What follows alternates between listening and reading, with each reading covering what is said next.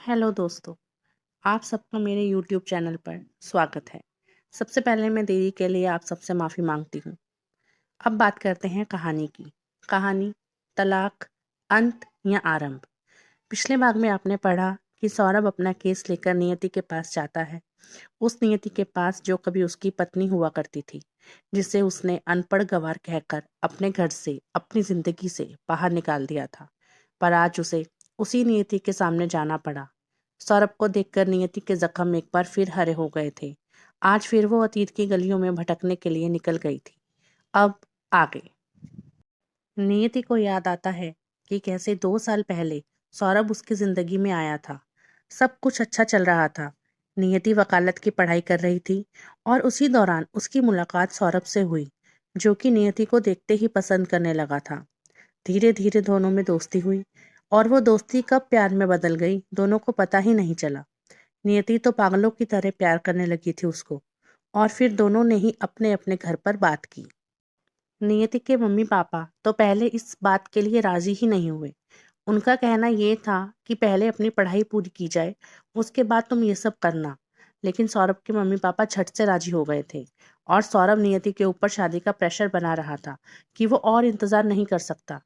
नियति जो सौरभ को अपना सब कुछ मान चुकी थी, वो उसके लिए अपना सब कुछ छोड़ने के लिए तैयार हो गई।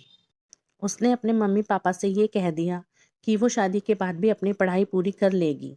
आखिर फिर वही हुआ जो नियति चाहती थी। उसकी शादी सौरभ से करवा दी गई।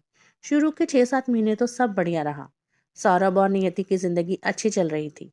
लेकिन अभी नियति ने पढ़ाई वापस शुरू नहीं की थी, क्योंकि कभी सौरभ उसको कहीं घुमाने ले जाता तो कभी कहीं ले जाता। वो अपने मम्मी पापा से अलग अपने फ्लैट में रहता था, तो दोनों को कोई रोकने टोकने वाला भी नहीं था। और फिर दोनों बच्चों को खुश देखकर उसके मम्मी पापा भी खुश थे। लेकिन फिर कुछ ही महीनों के बाद नियति ने सौरभ के अंदर बदलाव देखने शुरू कर दिए थे।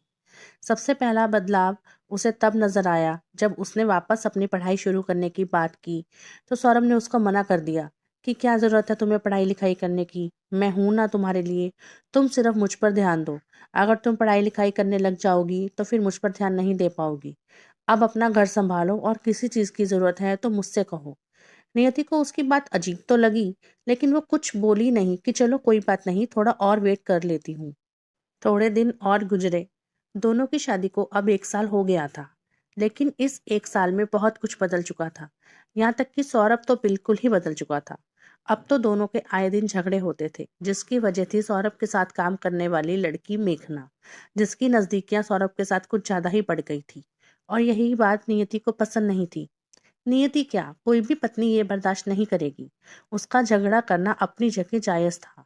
सौरभ आए दिन ऑफिस से लेट आता, जल्दी चला जाता था। नियति से तो वो बात भी नहीं करता था, ध्यान भी नहीं देता था उसकी तरफ कि वो घर में है भी या नहीं। अगर वो किसी दिन घर पर भी होता तो भी मेघना के साथ फोन पर ही लगा रहता था। नियति सब समझ रही थी, पर कहती किसे। सौरभ को पैसे की कोई कमी नहीं थी, वो खुद भी एक अच्छा बिजनेसमैन था, और यही वजह थी जो मेघना उसके आसपास मंडराती रहती थी। एक तरीके से मेघना ने सौरभ और नियति की जिंदगी पूरी तरह से खराब कर दी थी। उसने इस कदर सौरभ पर अपना जादू चलाया था कि उसे नियति तो दिखाई ही नहीं दे रही थी। बस हर वक्त मेघना मेघना मेघना। और फिर वो दिन भी आया जो नियति ने कभी नहीं सोचा था। एक शाम शराब के नशे में सौरभ मेघना के साथ घर आया और तलाक के पेपर नियति के हाथ में रखते हुए उसने नियति से साफ साफ कह दिया कि वो अब उसके साथ नहीं रह सकता। उसे मेघना पसंद आ गई है, उसे उससे प्यार हो गया है। मैं अब तुमसे प्यार ही नहीं करता। ये सुनते ही नियति के पैरों तले जमीन खिसक जाती है। वो गुस्से से, क्या कहा तुमने, कि तुम मुझसे प्यार नहीं करते और मेरे साथ नहीं रहना चाहते? तो फिर वो सब क्या था जो तुमने मेरे साथ किया था? वो कस्में, वो वादे, क्या था वो सब? क्यों आए फिर तुम मेरी जिंदगी में? नियति गुस्से से चिल्लाते हुए बोलती है, यहाँ तक कि उसने गुस्से से सौरभ का गिरेबान तक पकड़ लिया था। सौरभ उसे दूर धक्का देते हुए, वो मेरी एक गलती थी, मेरा अट्रैक्शन था जो मैंने तुम जैसी लड़की से शादी की। प्यार तो मैं सिर्फ मेघना से करता हूँ, और ये हर मामले में तुमसे ज्यादा बेटर है, पढ़ी लिखी है, मेरे साथ ऑफिस में कंधे से कंधा मिलाकर काम करती है और मेरे बिजनेस को भी संभाल सकती है, और तुमसे कहीं ज्यादा खूबसूरत है। तुम्हारी तरह घर पर बैठकर मुफ्त की रोटी नहीं तोड़ती। खुद को देखो और इससे देखो। फिर वो नियति के हाथ में ब्लैंक चेक रखते हुए, जितना पैसा चाहिए इसमें भर लो और अपना ये मनूस चेहरा लेकर दफा हो जाओ यहाँ से। मैं शक्ल तक नहीं देखना चाहता तुम्हारी। तुम्हें तो ये भी सलीका नहीं है कि बड़े लोगों के साथ कैसे उठा जाता है, कैसे बैठा जाता है। गमवार कहीं की। सौरभ की बातों से, उसके बर्ताव से टूट गई थी नियति। पर अगले ही पल उसने खुद को संभाला और अपने स्वाभिमान को चुना। उसने वो ब्लैंक चेक उसके मुंह पर मारा और साथ ही साथ तलाक के पेपर साइन करके उसके मुंह पर मारती है और उसी क्षण सौरभ का घर छोड़ देती है और अपनी किसी सहेली के घर चली जाती है। अपने घर जाने की उसकी हिम्मत नहीं थी। वो अकेली, हताश, परेशान, सबके होते हुए भी खुद को अकेला महसूस कर रही थी। इस वक्त उसे ऐसा महसूस हो रहा था कि इस पूरी दुनिया में उसका कोई नहीं है, कोई भी नहीं। उसने अपनी सहेली को सब कुछ बता दिया था। उसकी सहेली पायल उसे संभालती है, उसे सहारा देती है। वो रात नियति की जिंदगी की सबसे मनहूस और लंबी रात थी, जो कि खत्म होने का नाम ही नहीं ले रही थी। वहीं सौरभ तो अपनी जिंदगी में मस्त हो गया था। वो तो मेघना के साथ मजे से रह रहा था। एक नियति ही थी जिसकी जिंदगी एक बार शून्य पर चली गई थी। खैर, किसी तरह रात गुजरती है और सवेरा होता है, पर नियति को पूरी रात नींद नहीं आती। पायल उसके सामने चाय का कप रखते हुए, अब कितना सोचेगी इस बारे में?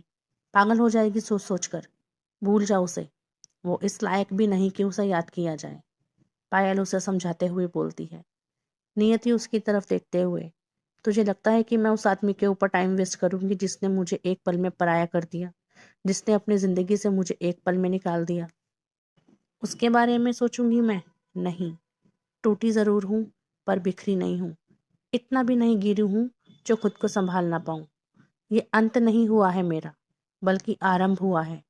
आरंभ हुआ है एक सुनहरे भविष्य का, एक नई जिंदगी का, एक खूबसूरत जिंदगी का। और अपनी टूटी हुई जिंदगी को मैं संवार कर ही रहूंगी। हाँ, सफर मुश्किल जरूर है, पर नामुमकिन नहीं। पूरे आत्मविश्वास के साथ बोलती है नियति। तो दोस्तों, ये था नियति का अतीत, उसकी कहानी। क्या लगता है आपको कि नियति ने सही फैसला लिया या गलत? जिस तरीके से सौरभ ने एक पल में उसे अपनी जिंदगी से बाहर कर दिया, इस तरह नियति ने भी एक पल में अपने कड़वे अतीत को भूलकर आगे बढ़ने का फैसला लिया, जो मेरी नज़रों में तो बिल्कुल सही है। बाकी इस बारे में आप अपनी राय ज़रूर बताएं। अगले भाग में आपको पढ़ने को मिलेगा कि इस हालत में किस किसने नियति का साथ दिया और कैसे वो इतनी ऊंचाइयों पर पहुंची। तब तक के लिए कहानी के साथ बने रहें। वीडियो को लाइक करें, चैनल को सब्सक्राइब करें। हालांकि आप लोग कमेंट तो दूर की बात है, लाइक भी नहीं करते हैं, सब्सक्राइब भी नहीं करते हैं। प्लीज़ वीडियो को लाइक करें और चैनल को सब्सक्राइब करें। तब तक के लिए बाय बाय। अपना कीमती वक्त मेरी कहानी को देने के लिए धन्यवाद। जल्दी से मिलते हैं कहानी के अगले भाग में।